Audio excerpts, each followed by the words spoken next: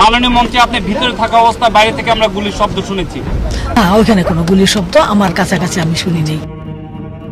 জাতীয় স্বাধীন তদন্ত কমিশন বলছে হত্যাকারীদের সময় দিতে এগুলো সবই ছিল ধোঁকাবাজি। পিতাসহ পরিবারের হত্যাকাণ্ডের প্রতিশোধ নিতে শেখ হাসিনা হয়েছিলেন ষড়যন্ত্রের কুশীলব। ইতিহাস মোছা যায় না, পিছুও ছাড়ে না।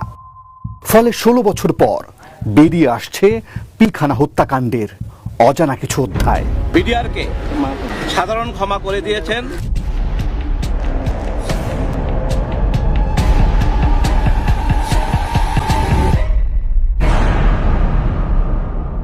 প্রতিবেদন বলা হয় এমন গুরুত্বপূর্ণ সময় যখন বাহিনী প্রধানদের নিজ সদর দপ্তরে অবস্থান করে দিক নির্দেশনা দেবার কথা, সে মুহূর্তে 3 বাহিনীর প্রধানকে শেখ হাসিনা তার বাসভবন যমুনায় ডেকে নিয়ে বসিয়ে রাখেন।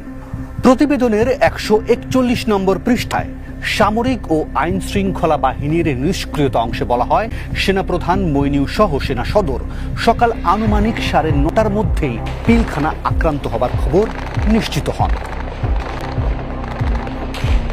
সিদ্ধান্ত মোতাবেক মেজর সুমন ও তৎকালীন মেজর বর্তমান সেনাপ্রধান ওয়াকারুজ্জামানের নেতৃত্বে 46 স্বতন্ত্র পদাতিক ব্রিগেডের একটি দল 11টার মধ্যেই পিলখানার কাছে পৌঁছে যায়।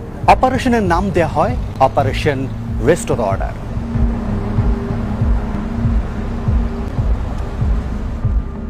মেজর ওয়াকারের নেতৃত্বে প্রথম দলটি পিলখানা 4 নম্বর গেটের কাছাকাছি পৌঁছা মাত্রই গুলিবর্ষণের শিকার হয়। গুলিবিদ্ধ হন 2 জন সৈন্য, পরে মারা যান 1 জন। দলটি সেখানে পৌঁছানোর পর থেকেই একটি প্যারালাল কমান্ড তৈরি করে মেজর জেনারেল তারেক সিদ্দিক ও লেফটেন্যান্ট জেনারেল আব্দুল মুবিন মৌখিক নির্দেশনা দিতে থাকেন।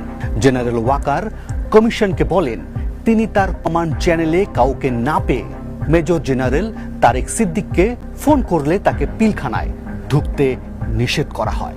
এর মধ্যে পিলখানার 3 নম্বর গেটের কাছাকাছি পৌঁছে যায় র্যাব। নিউ মার্কেট এলাকায় সেনা সদস্যের আরেকটি দল। সকাল তখন আনুমানিক 10:45 থেকে 11টা। তাদের লক্ষ্য করে মর্টার গোলা ছোড়ে বিদ্রোহীরা, চালায় গুলি।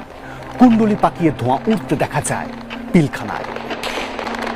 র্যাব ও পুলিশ সদস্যরা বিডিআর সদর দপ্তরে ঢোকার 4টি গেটে অবস্থান নিলে তাদের উদ্দেশ্যে বিডিআর সৈনিকরা তুমুল গুলিবর্ষণ করে।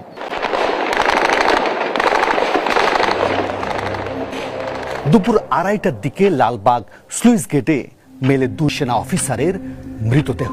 অস্পষ্ট থাকা হত্যাকাণ্ডের ঘটনা স্পষ্ট হতে থাকে। হত্যাকাণ্ডের কিছুটা আঁচ পাওয়া যায় দুপুরে কামরাঙ্গীরচর বেড়িবাঁধ এলাকার সুইস গেট দিয়ে ভেসে আসা operation Dalbhat task force commander colonel Mujibul Haq ও 36 ব্যাটালিয়নের কমান্ডার লেফটেন্যান্ট কর্নেল এনায়েতের লাশ দেখে। মনে করেন মোট 3টা লাশ আছে। সম্ভাব্যভাবে একজন বললো আর কি যে চিনতেছে, উনি চিনতেছে, ওনার পরিচিত, সেই হিসেবে বলছে যে আমি চিনতে পারতেছি উনি সম্ভাব্য নাম লেফটেন্যান্ট কর্নেল আফতাব।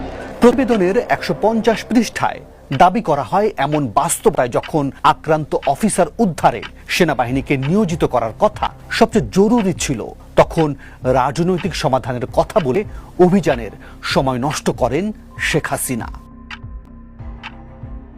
প্রশ্ন হলো, প্রতিবেদনে বারবার বলা হয় তৎকালীন প্রধানমন্ত্রী ও সেনাপ্রধান রাজনৈতিক সমাধানের দোহাই দিয়ে সময় ক্ষেপণ করেছেন, কিন্তু কোন সরকার প্রধান যদি দাবি করেন তিনি রক্তপাত এড়াতে এটি করেছেন, তখন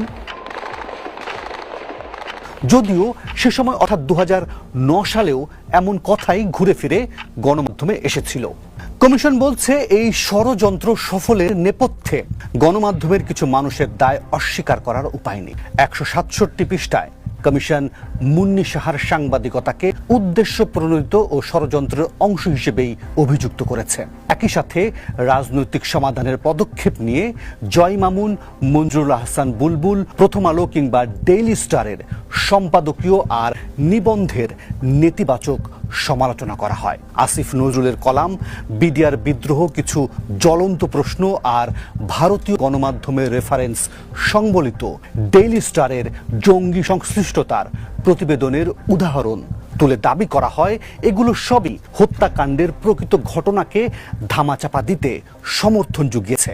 তদন্ত প্রতিবেদনে মুন্নি, মামুন, বুলবুলকে সরাসরি অভিযুক্ত করা হলেও প্রথম আলো আর ডেইলি স্টারকে শুধু দায়িত্বশীলতার কথাই স্মরণ করিয়ে দেয়া হয়েছে।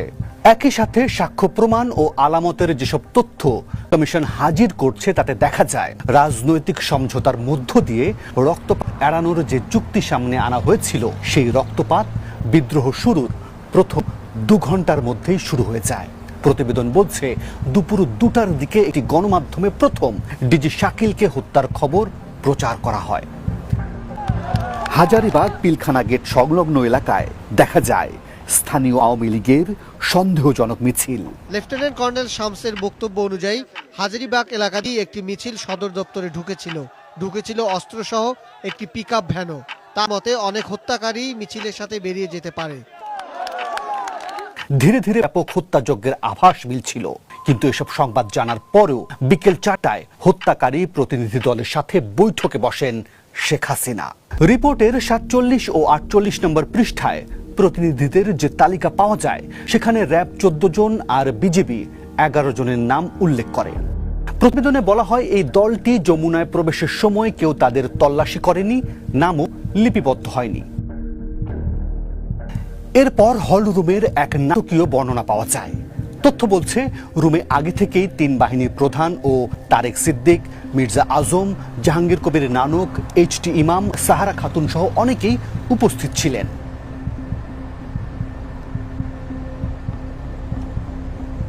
2 ও 14 নম্বর সাক্ষীর বরাত দিয়ে বলা হয় শেখ হাসিনা রুমে ঢুকেই বলে ওঠেন তিনি সব জানেন। কিছু অফিসার মারা গেছে, কিছু বেঁচে আছে। তিনি সব দাবি পূরণ করবেন, বলেন সেনাবাহিনী পিলখানায় ঢুকবে না, ডিএডি তৌহিদ পালন করবেন ডিজির দায়িত্ব, আর সকলকে তিনি সাধারণ ক্ষমা ঘোষণা করছেন। এর পরপরই শেখ হাসিনা আওয়ামী লীগ কেন বগুড়ায় যেতে না তা নিয়ে রাজনৈতিক নেতাদের সাথে আলোচনায় মগ্ন হয়ে যান। কিছুক্ষণ পর গণমাধ্যমের সামনে আসেন ডিএডি তৌহিদ। বিডিআরকে সাধারণ ক্ষমা করে দিয়েছেন এবং এর প্রেক্ষিতে আমরা মাননীয় প্রধানমন্ত্রীর কাছে ওয়াদা করেছি যে বিডিআর তাদের অস্ত্র সমর্পণ করবে। লিখিত বক্তব্য নিয়ে আসেন তৎকালীন স্বরাষ্ট্রমন্ত্রী সাহারা খাতুন। তদন্তে বলা হয় হত্যার বিষয় স্পষ্ট হওয়া সত্ত্বেও সাহারা খাতুন পিলখানার হত্যাকাণ্ডকে অসন্তোষ আর ভুল বোঝাবুঝি বলেন। মাননীয় প্রধানমন্ত্রী যে কথা বলেছেন সেই কথা ইনশাল্লাহ থাকবে।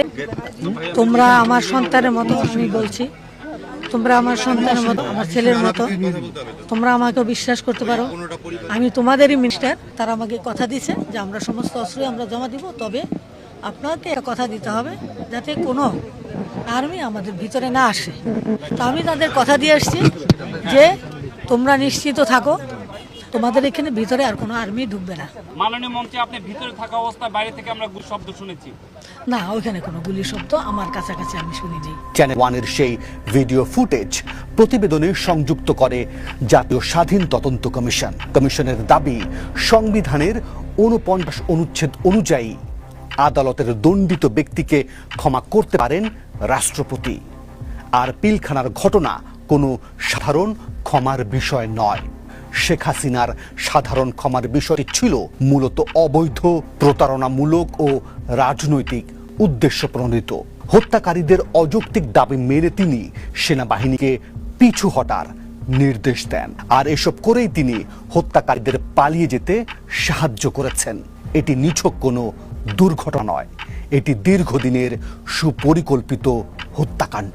উদ্ধার অভিযানে পাওয়া গেছে এমন একটি বেল্ট যা বাংলাদেশের কোনো প্রতিরক্ষা বাহিনী ব্যবহার করে না। 2009 সালের 2রা মার্চ, দম আটকে আসা এক সকাল। শেষ বিদায়ে চোখ ঝাপসা করা কিছু মুহূর্ত।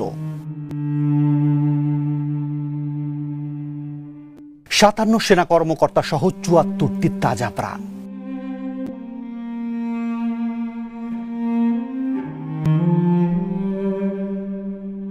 কত সাহস আর সম্ভাবনার পরিকল্পিত মৃত্যু।